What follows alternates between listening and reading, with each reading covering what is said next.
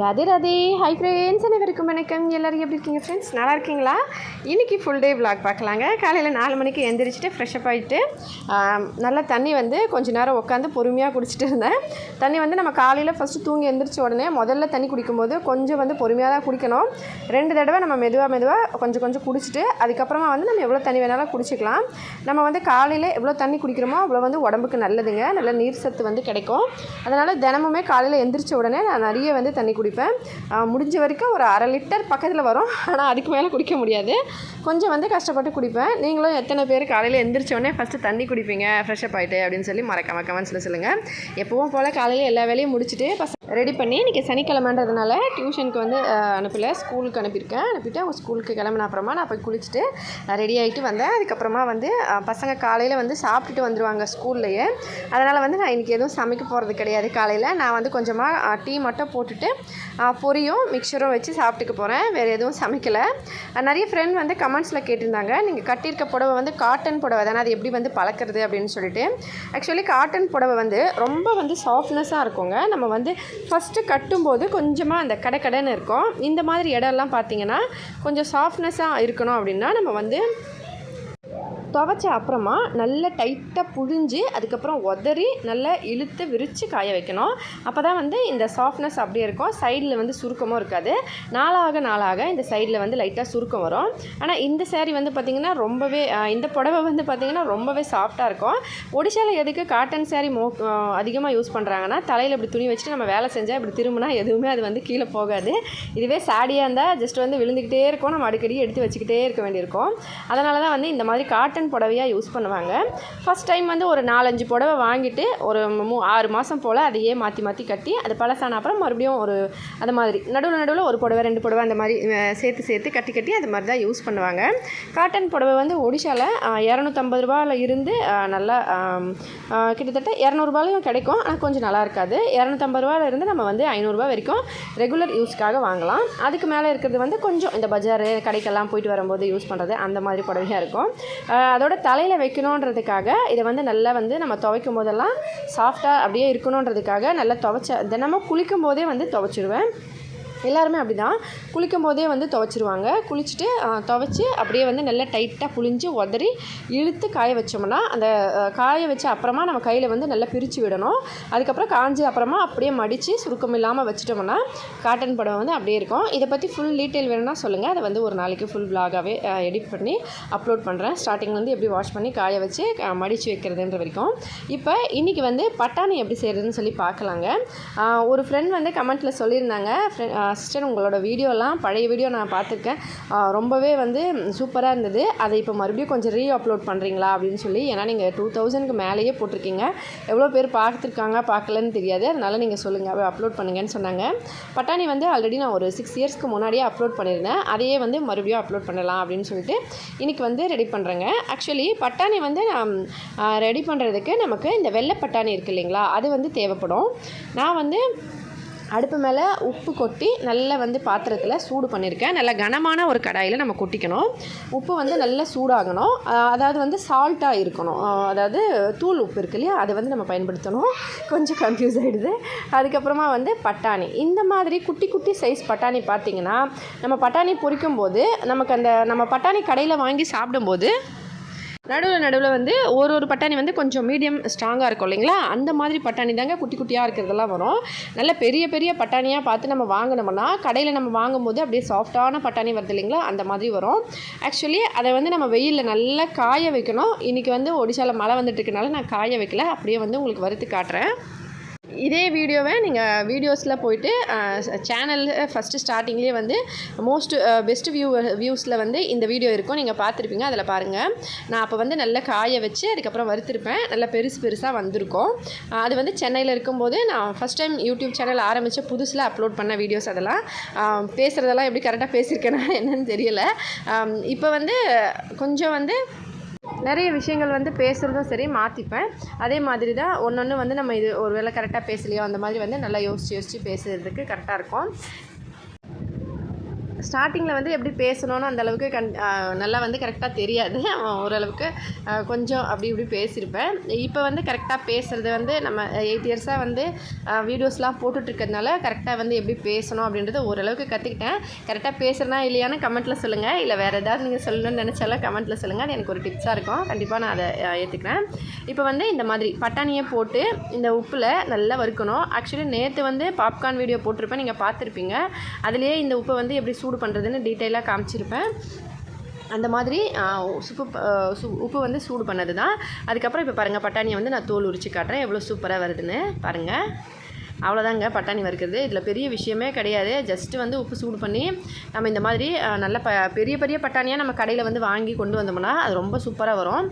நல்லா வந்து உப்பில் போட்டு ஹை ஃப்ளேமில் வச்சு வறுக்கணும். வறுக்கும்போது இது நல்லா வந்து தோல் உறிஞ்சு இந்த மாதிரி நல்ல படபடன்னு அந்த தோல் ஃபுல்லாக பிரிஞ்சுட்டு அது உள்ளே இருந்து பட்டாணி வந்து நல்லா வறுபட்டுரும். செம்ம டேஸ்டியாக இருக்கும். ட்ரை பண்ணி பாருங்கள். மணலில் வந்து வறுப்பாங்க. நம்ம மணலில் வறுக்காமல் உப்பில் வறுக்கிறதுனால அந்த உப்போட டேஸ்ட்டும் லைட்டாக நமக்கு வந்துடும்.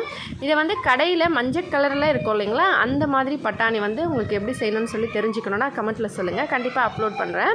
இப்போ இந்த பட்டாணி வந்து சூப்பராக ரெடி ஆகிடுச்சு. இதை வெளியே எடுத்துடலாங்க. அவ்வளோதாங்க, பட்டாணி எல்லாம் ரெடி. இதுக்கப்புறம் நாம் நல்லா ஆறின பிறகு எவ்வளோ நாள் வேணாலும் வச்சு ஸ்டோர் பண்ணி சாப்பிட்லாங்க. செம்ம டேஸ்டியாக இருக்கும். பட்டாணி நமக்கு வந்து சின்ன வயசுலலாம் பேக்கெட்டில் வச்சு சாப்பிடுவோம். இந்த இரும்பு பொருள்லாம் போட்டு கடை சைட்லலாம் விற்கிறதுக்கு வருவாங்க. அப்போல்லாம் வாங்கி சாப்பிட்ருப்போம். உங்களில் எத்தனை பேருக்கு ஞாபகம் இருக்குதுன்னு மறக்காமல் கமெண்ட்டில் சொல்லுங்கள். பழைய புக்ஸு இதெல்லாம் போட்டு வாங்குவாங்க, நான் பார்த்துருக்கேன். அதுக்கப்புறமா வந்து பட்டாணி இப்போ பாருங்கள், இந்த பட்டாணி பாருங்கள் எவ்வளோ குட்டி குட்டியாக இருக்குது. இந்த மாதிரி இருக்கிறதுனால தான் சின்ன சின்னதாக வந்திருக்கு. இதுவே பெரிய பட்டாணியாக இருந்தால் இன்னும் கொஞ்சம் பெருசாக வந்திருக்கும். இப்போ வந்து மதியம் சமைக்கிறதுக்கு ஏதாவது வந்து சாப்பிட ரெடி பண்ணுறதுக்கு என்ன பண்ணலான்னு சொல்லி யோசிச்சுட்டு இருந்தேன். அப்போ தான் வந்து முருங்கைக்காய் வந்து இங்கே பக்கத்தில் ஒருத்தவங்க சேல்ஸ் பண்ணுறாங்க. அவங்க வீட்டில் வந்து பையனை அனுப்பி வாங்கிட்டு வர சொன்னேன். அப்போ வந்து அவங்க வீட்டில் முருங்கைக்காய், கொய்யாக்காய், அதுக்கப்புறம் பாவக்காய் இதெல்லாம் வந்து விவசாயம் பண்ணியிருந்தாங்க. எல்லாத்துலேயும் கொஞ்சம் கொஞ்சம் கொடுத்தாங்க. இங்கே வந்து ஸ்கூல் வீடு பக்கத்துலேயே இருக்கிறதுனால நடுவில் பசங்க வந்து ஒரு அட்டெண்டன்ஸ் போடுவாங்க. அது மாதிரி தான் வந்திருக்கான். வந்துட்டு அதுக்கப்புறம் கிளம்பிட்டான். ஸ்கூல்லேருந்து 10 மணிக்கு வந்த அப்புறமா பசங்களை வந்து அவங்க வீட்டில் அனுப்பி காய்கறி வாங்கிட்டு வர சொன்னேன்.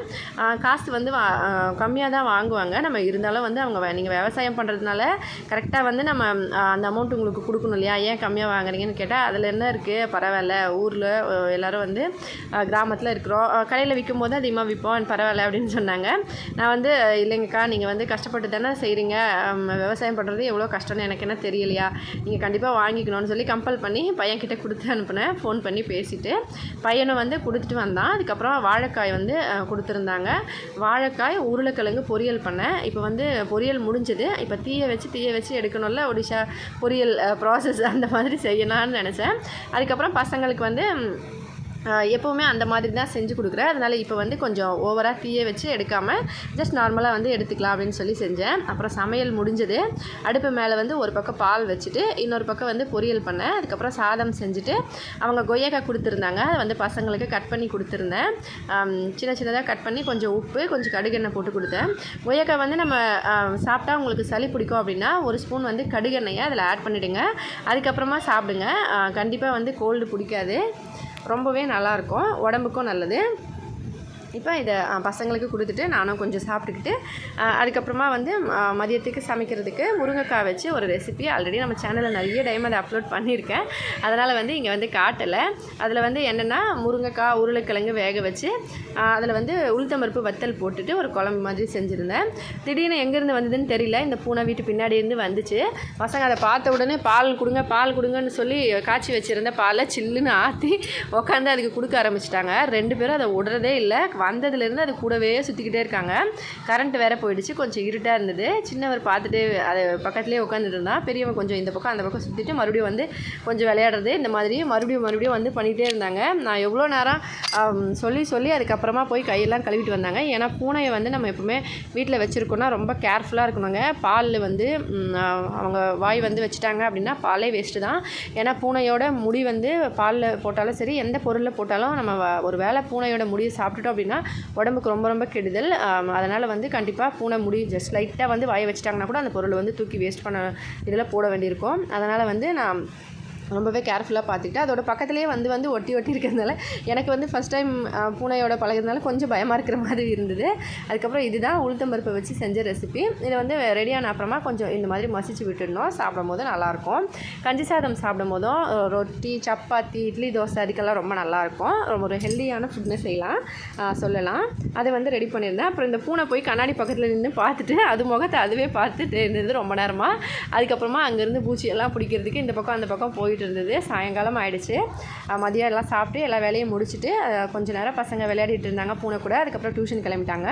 டியூஷன்லேருந்து வந்த அப்புறமா நான் வந்து வீடெல்லாம் பெருக்கி தண்ணியெல்லாம் கொண்டு வந்து வச்சுட்டு நாளைக்கு வந்து ஹஸ்பண்ட் கூட வேலை செய்கிறவங்க ஒருத்தவங்க இங்கே ஒடிஷாலேருந்து கிளம்புறாங்க. அவங்களுக்கு வந்து கொஞ்சம் ஸ்நாக்ஸ் ஏதாவது செஞ்சு ஹஸ்பண்டுக்காக கொடுத்து விடலாம் அப்படின்னு சொல்லிட்டு கடையிலேருந்து மிக்சரும் அவலும் பொரி இந்த மாதிரி வீட்டில் இருந்தது. அதை கட்டிட்டு அதுக்கப்புறம் மிக்சரும் அவல் பொரியல் பேக்கெட் ஒன்று, அதுக்கப்புறம் கொஞ்சம் ஸ்நாக்ஸ்லாம் வாங்கி அதை டைட்டாக கட்டி வச்சுட்டு வீட்டிலேருந்து ஏதாவது செஞ்சு கொடுக்கலாம் அப்படின்னு சொல்லிட்டு டக்குன்னு சொன்னாங்க நாளைக்கு கிளம்புறாங்கன்னு சொல்லி. முன்னாடியே தெரிஞ்சிருந்தால் வேறு ஏதாவது செஞ்சுருப்பேன். ஜஸ்ட் வந்து மைதா மாவு எடுத்து கொஞ்சம் பண்ணை மதுரி, அதாவது சோம்பு, சர்க்கரையை மிக்சியில் போட்டு பவுடராக அரைச்சி அதை கொஞ்சம் கொட்டி எல்லாத்தையும் ஒன்றா சேர்த்து நல்லா கையில் கலந்து விட்டு அதுக்கப்புறமா சர்க்கரை பவுடர் வந்து இனிப்புக்கு ஏற்ற மாதிரி நம்ம போட்டுக்கணும்.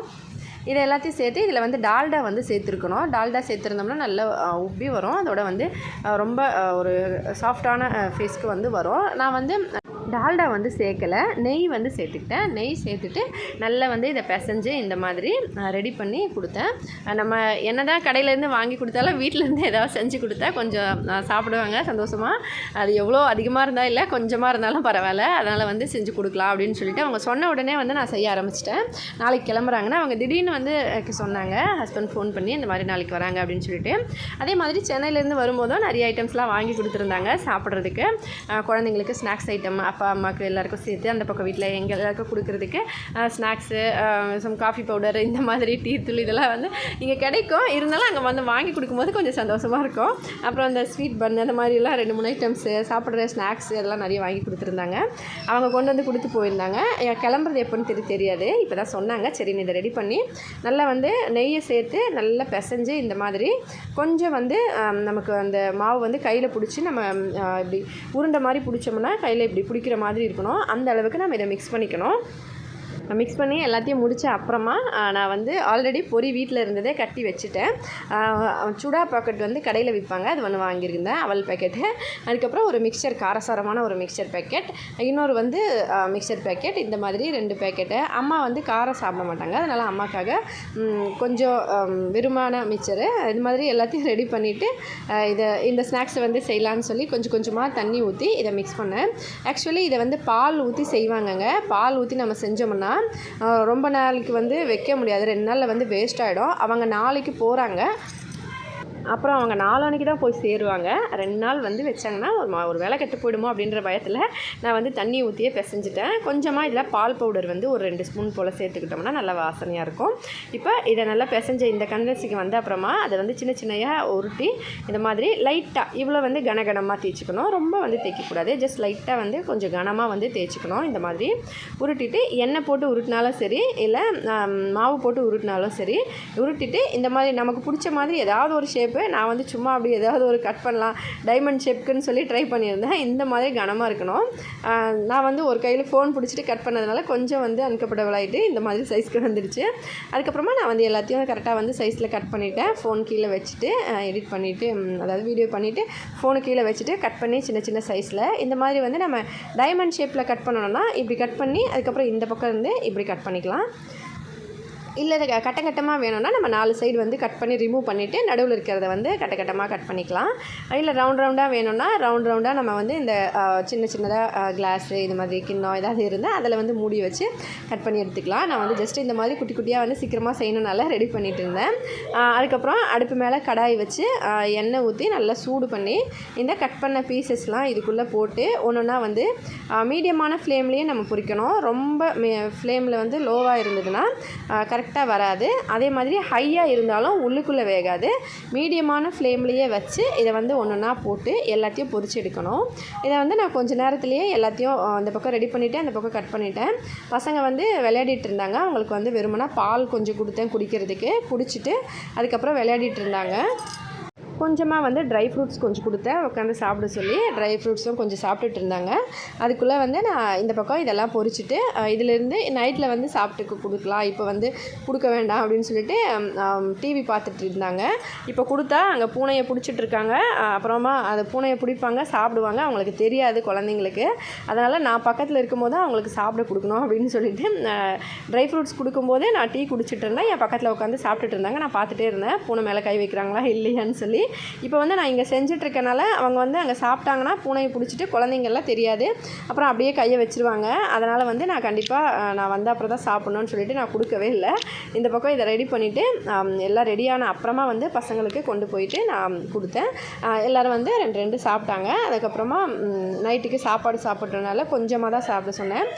அதுவும் வந்து நிறைய அதிகமாக வந்து சாப்பிட முடியாது. குழந்தைங்க வந்து இனிப்பு ஜாஸ்தியாக இருக்கிறதுனால ஓரளவுக்கு நம்ம 1 2 சாப்பிட்டாலே கொஞ்சம் வந்து வயிறு கரெக்டாக இருக்கும். நான் வந்து டீ குடிக்கும்போது டீயோட வந்து வச்சு சாப்பிட்லாம், இல்லை வந்து ஈவினிங் டைமில் உட்காந்துருக்கும் போது பசங்களுக்கு வந்து கொடுக்கலாம் அப்படின்னு சொல்லி மைதாவில் செஞ்சதுனால நான் கொஞ்சமாக செஞ்சேன். கோதுமையில் செஞ்சேன்னா நான் அதிகமாக செஞ்சு டப்பாவில் போட்டு ஸ்டோர் பண்ணி வச்சுருவேன். இன்னொரு நாளைக்கு நான் கோதுமை மாவில் எப்படி செய்கிறதுன்னு சொல்லி செஞ்சு காட்டுறேங்க. அப்போ வந்து நம்ம வ்ளாகில் வந்து அப்லோட் பண்ணுறேன், அதை எப்படி ஸ்டோர் பண்ணி ரொம்ப நாளைக்கு வைக்கிறது, ப்ளஸ் வந்து கோதுமை மாவில் எப்படி நல்லா செய்கிறது அப்படின்னு சொல்லிட்டு. நிறைய பேருக்கு தெரிஞ்சிருக்கோம், தெரியாத ஃப்ரெண்டுங்களுக்கு கண்டிப்பாக யூஸ்ஃபுல்லாக இருக்கும். எண்ணெய் போட்டு தேய்ச்சிருந்தா இவ்வளோ மாவு வந்து வந்திருக்காருங்க. ஆனால் பரவாயில்ல, நான் வந்து அப்படியே அவசரமாக தேய்க்கிறதுனால சரி அப்படியே வந்து தேய்ச்சி உருட்டி செஞ்சிடலாம் அப்படின்னு சொல்லிட்டு. ஏன்னா இப்போ செஞ்சு ஆற வச்சுட்டு நான் பேக் பண்ணி வச்சா அவங்க வந்து எப்போ வருவாங்கன்னு தெரியல. வந்து அவங்க நிற்கும் போது நம்ம பேக் பண்ணிகிட்டு இருந்தால் நல்லாது, அவங்க நல்லா இருக்காது. அதனால் அவங்க வரும்போது பேக் பண்ணாமல் அதுக்கு முன்னாடியே செஞ்சு ஆற வச்சு அதுக்கப்புறம் வந்து பேக் பண்ணி கொடுக்கணும். அதனால் வந்து சீக்கிரம் செஞ்சிட்ருந்தேன். அதோட அப்பாவுக்கு வந்து திடீர்னு உடம்பு சரியில்லை. ஆல்ரெடி பார்த்துருப்பீங்க, அவங்களுக்கு வந்து நல்ல கோல்டு பிடிச்சிருந்தது. 4-5 நாளாக நான் சொல்லியிருந்தேன். ஆல்ரெடி ஒரு ரெமெடி கூட ரெடி பண்ணியிருந்தேன் இருமலுக்காக. இப்போ வந்து அவங்களுக்கு அந்த மழைக்காலம் வந்தாலே அப்படி தான். ஏன்னா தினமுமே 4 மணிக்குள்ளவே குளிச்சுட்டு ரெடி ஆகிடுறாங்கனால கோயிலுக்கு கிளம்புறதுக்கு அவங்களுக்கு வந்து எப்போவுமே வந்து அடிக்கடி சளி பிடிச்சிக்கும். இப்போ வந்து அந்த மாதிரி தான் பிடிச்சிருக்கு. அதனால் கொஞ்சம் ஹாஸ்பிட்டல் போகணுன்னு ரெடி ஆகிட்டு இருந்தாங்க. நான் வந்து வீட்டிலேருந்து திடீர்னு சரி பக்கத்தில் வந்து பஜார் போயிட்டு பக்கத்தில் வந்து கடை இருக்குது, அங்கே வந்து அமௌண்ட் எடுத்துக்கலாம் ஆதார் கார்டு யூஸ் பண்ணி. ஆனால் அங்கே போகணுன்னா வண்டியில் தான் போகணும். அங்கே பசங்க வந்து இருக்காங்க, ஹஸ்பண்டோட அண்ணா பசங்க. அவங்கக்கிட்ட கூப்பிட்டுட்டு அவங்கக்கிட்ட நான் போயிட்டு ஏடிஎம் பக்கத்தில் இருக்குது, அங்கே ஆதார் கார்டு யூஸ் பண்ணி எடுக்க முடியல. ஏடிஎம்லேருந்து காசு கொண்டு வந்து அப்பா கிட்ட கொடுத்துட்டு அதுக்கப்புறமா வந்து நான் வந்து ஸ்நாக்ஸை செய்ய ஆரம்பித்தேன். அதனால் லேட் ஆகிடுச்சு. அதோட வந்து அப்பா வந்து உடம்பு சரியில்லைன்னா அவ்வளோ ஈஸியாக ஹாஸ்பிட்டல் போகிறதுக்கு ஒத்துக்கவே மாட்டாங்க, வேண்டான்னு சொல்லிக்கிட்டே இருப்பாங்க. அதனால் வந்து நானும் எதுவும் ஃபோர்ஸ் பண்ணி சொல்ல மாட்டேன். அவங்கக்கிட்ட நான் கொஞ்சம் பயம், அந்தளவுக்கு எதுவும் பேச மாட்டேன். ஹஸ்பண்ட் வந்து சொன்னாங்க, இப்போ நீங்கள் கிளம்புறீங்களா இல்லையான்னு சொல்லிட்டு சொன்ன அப்புறமா வந்து அவங்க கிளம்புனாங்க. நான் வந்து கிளம்புன அப்புறமா ஸ்நாக்ஸ்லாம் செஞ்சு முடிச்சு அதுக்கப்புறம் பசங்களுக்கு நைட்டில் சாப்பிட கொடுத்துட்டு பூனைக்கும் கொஞ்சம் பால் வச்சுட்டு அதுக்கப்புறம் கொஞ்சமாக பொரி அந்த ஸ்நாக்ஸ்லாம் கொஞ்சம் உடச்சி போட்டுட்டு அதுக்கப்புறமா பசங்க வந்து விளையாடிட்டு இருந்தாங்க. நான் இன்றைக்கி வந்து நான் பாத்திரம் கழுவிட்டு இருந்தேன். இவங்க வந்து விளையாடட்டும், சரி நம்ம பாத்திரம் கழுவிட்டு வந்துடலான்னு சொல்லிட்டு நான் போய் பாத்திரம் எல்லாம் கழுவிட்டு வந்தேன். அதுக்கப்புறமா நைட்டில் வந்து கொஞ்சமாக வந்து கஞ்சி சாதம் சாப்பிட்டு கஞ்சி சாதம் மதியம் செஞ்ச பொரியல். அதுக்கப்புறம் அப்பா வந்து பஜார் போயிட்டு இருந்தாங்கன்னு சொல்லியிருந்தேன் இல்லைங்களா, அவங்க வரும்போது வடை கொண்டு வந்திருந்தாங்க. நிறைய வந்து சாப்பிடல, அந்த பக்கம் வீட்டுக்கு கொடுத்துட்டேன். அந்த பக்கமும் ஆக்சுவலி அப்பா வாங்கிட்டு வருவாங்க, இந்த பக்கமும் கொடுப்பாங்க, அந்த பக்கமும் கொடுப்பாங்க. இருந்தாலும் என்னால் அவ்வளோ வந்து சாப்பிட முடியாது வடையெல்லாம். பசங்களுக்கும் வந்து மோஸ்ட்லி ஆயில் ஐட்டம்ஸ்லாம் நிறைய கொடுக்க மாட்டேன். அதனால் கொஞ்சமாக கொடுத்து வந்து பார்த்தா நல்லா டிவியெல்லாம் ஆஃப் பண்ணிவிட்டு உட்காந்து நானும் விளையாடிட்டு அதுக்கப்புறம் நான் பாத்திரம் கொண்டு வந்து தலை பக்கத்துலேயே அதை படுக்க வச்சுட்டு படுத்துட்டு இருக்காங்க. நான் சொன்னேன், ஒழுங்காக இப்போ கொண்டு போய் வெளியே விடுறீங்களா, அடிக்கவா அப்படின்னு சொன்னேன். இல்லை வெளியே விட்டுடுறேன்னு சொல்லி தூக்கிட்டு போயிட்டு அதுக்கப்புறமா வெளியிலன்னா வீட்டுக்கு வெளியில் விடலை, நடுவில் ஒரு ரூம் ஹால் இருக்குது, அந்த ஹாலில் விட்டுட்டு 2 பக்கம் கதவு சாத்திட்டு அந்த பக்கம் போகலாம், வழி இருக்குது அது வெளியில் போகிறதுக்கு. ஆனாலும் அப்படியே வந்து கதவு பூட்டிட்டு வந்துட்டேன். ஏன்னா தூங்கும் போது ஒரு வேளை நம்ம தூக்கத்தில் கையை காலை போட்டோம்னா கஷ்டமாயிடும் இல்லையா, அதனால தான். குட்டி குழந்தைங்களுக்கு தெரியாது, கையை போட்டு அப்புறம் கடிச்சு வச்சிருச்சுன்னா கஷ்டமாயிடும். நான் வந்து ஆக்சுவலி இதுக்கு முன்னாடி பெட்ஸ்லாம் வந்து அவ்வளோவா வளர்த்தது கிடையாது. ஹஸ்பண்ட் வந்து நாய் வளர்ப்பாங்க, ரொம்ப நாளைக்கு முன்னாடி வளர்த்துருந்தாங்க. இப்போ வந்து இல்லை அந்த நாய். எனக்கு வந்து அது கொஞ்சம் பயமாகவே இருக்கும், என்னன்னு தெரியலை. எனக்கு வந்து கொஞ்சம் நல்லா பழகின அப்புறமா ஒரு அன்கம்ஃபர்டபுளாக இருக்கும், பழகின அப்புறமா வந்து கம்ஃபர்டபுள் ஆகிடும்.